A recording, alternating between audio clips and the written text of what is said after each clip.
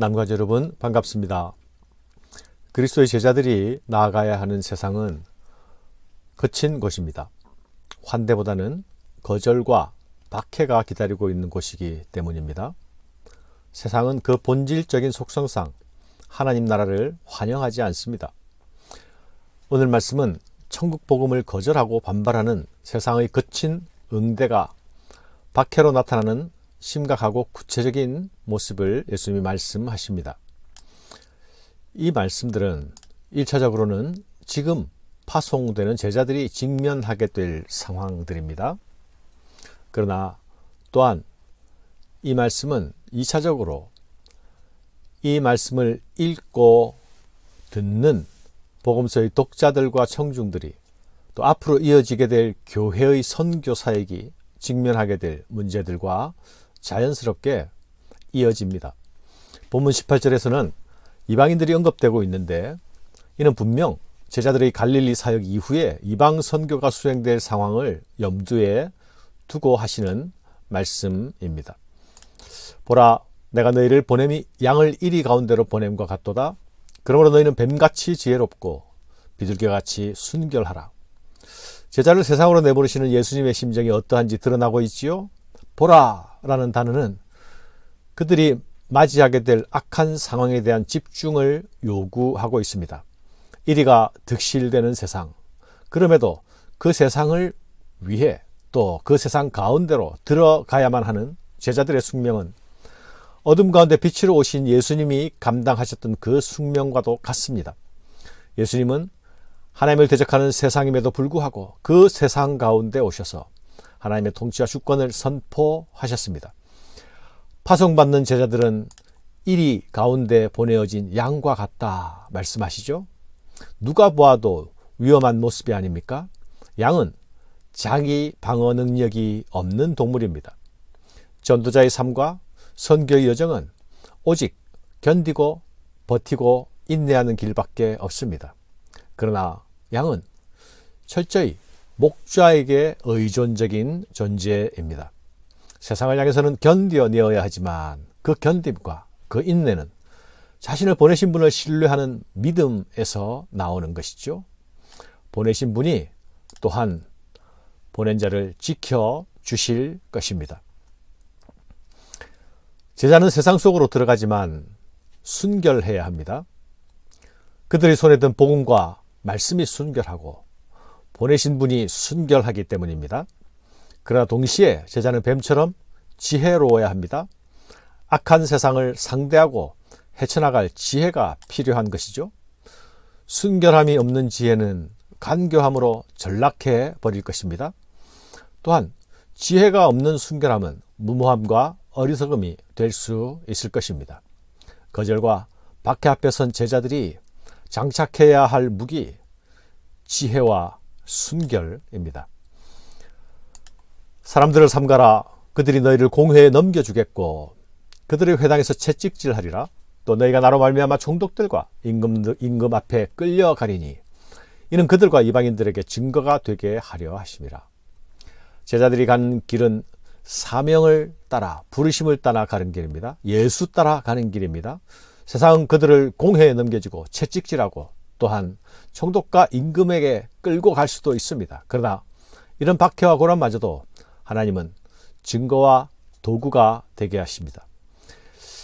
실제로 초대교회 시대에 박해받는 그리스도인들을 직접 목격하거나 또는 박해에 직접 참여한 사형 집행인과 같은 군인들이 이 과정을 통해서 회심에 이르게 된 수많은 사실들이 교회사 속에서 확인됩니다.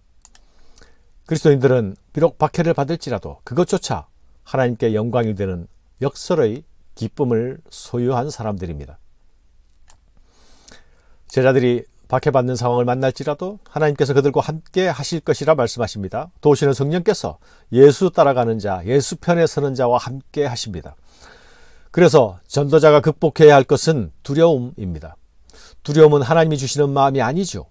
예상되는 어려움이 두려움을 만들어내고 당황스러운 상황에 무슨 말을 해야 할지 몰라 두려움이 생깁니다. 그 두려움을 극복하지 못하고 두려움 속에 갇히고 두려움에 사로잡히면 전도자의 발은 떨어지지 않을 것입니다. 전도자의 입은 열리지 않을 것입니다.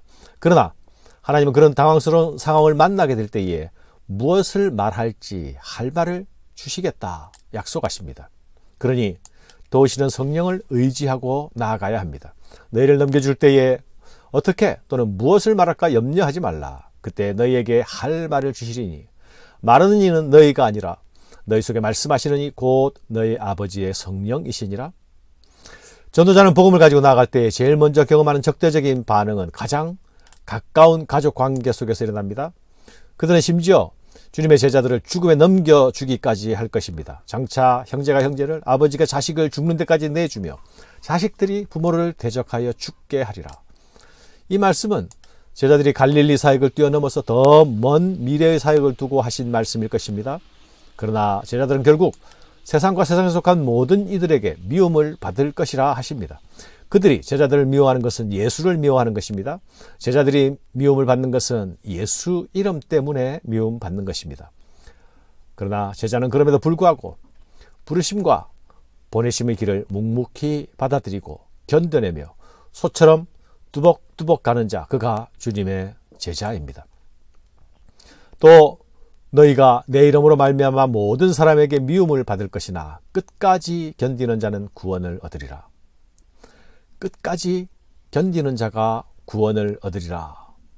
이 말씀 우리가 다시 새겨야 할 말씀입니다. 제자들이 예수를 따라가는 길은 결코 비단길이 아닙니다. 강력한 저항이 있습니다. 극심한 박해가 있을 수도 있습니다. 복음을 가지고 세상을 도전하며 복음이 필요한 자들에게 다가가는 일은 순풍에 돛단 듯이 봄날에 산보하듯이 가는 길이 결코 아님을 기억해야 하겠습니다. 그러나 결코 두려워하지 말고, 그리고 결코 포기하지 말고 인내와 견딤으로 나아가야 합니다. 이 동네에서 너희를 박해하거든 저 동네로 피하라. 내가 진실로 너희에게 이르노니 이스라엘의 모든 동네를 다 다니지 못하여 인자가 오리라. 사랑하는 여러분, 하나님 나라의 복음은 평화의 복음이 아닙니까? 샬롬의 복음이죠. 이웃을 화목하게 하고 하나님과 화목하게 하는 복음입니다. 그러나 복음을 거절하는 자들은 갈등을 유발시킵니다. 세상과의 연대도 끊어낼 것입니다. 이는 어둠이 빛을 싫어하기 때문입니다. 그러나 그런 저항과 미움을 견디고 신앙의 순결과 지조를 지켜내는 것이 승리하는 길이요 구원에 이르는 길입니다. 눈물을 흘리며 가는 길일지라도 그 길이 결코 패배하는 길이 아님을 주께서 오실 때에 증명해 주실 것입니다.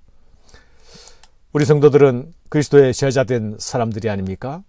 주님이 다시 오실 때 그때에 잘했다 칭찬받는 제자가 되어야 하겠습니다. 오늘 나의 일상 속에서 이 복음을 위한 분투가 있습니까? 생명을 붙들고 씨름하고 눈물을 흘리고 인내하는 싸움과 기다림이 있습니까? 물러서지 말고 나아갑시다.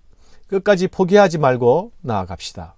눈물을 흘리며 씨를 뿌리는 자는 기쁨으로 단을 거두리로다. 아멘. 우리 주님께서 곧 오실 것입니다. 감사합니다.